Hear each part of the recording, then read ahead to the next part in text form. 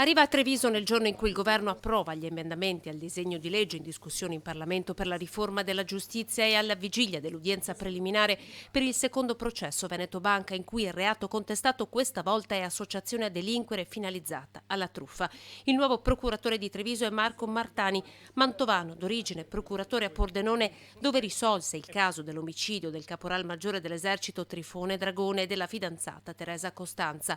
A Brescia ancora, quando fu uccisa la tredicenne Iara Gambirasio, fu procuratore generale nel processo d'appello a carico di Massimo Bossetti.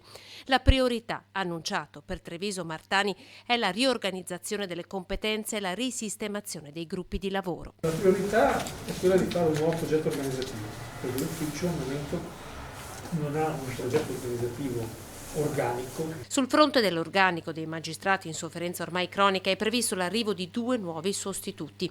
Martani definisce la Marca una provincia mediamente sicura sul fronte della microcriminalità e si è detto soddisfatto del lavoro svolto dai PM nel primo processo a carico di Vincenzo Consoli. Ho constatato con soddisfazione che le impostazioni della Procura di Treviso, in particolare del dottor De Bortolo e del suo collega della Camera, hanno trovato accoglimento nella sentenza del giudizio dibattimentale che si è concluso. Una vicenda, quella di Veneto Banca, che impone, ha detto, di accendere i riflettori nella Marca, soprattutto sui reati finanziari e societari. Una provincia con un'economia molto attiva, molto vivace, con tante imprese, e tante imprese portano con sé anche problemi dei reati che vengono commessi nell'esercizio delle imprese.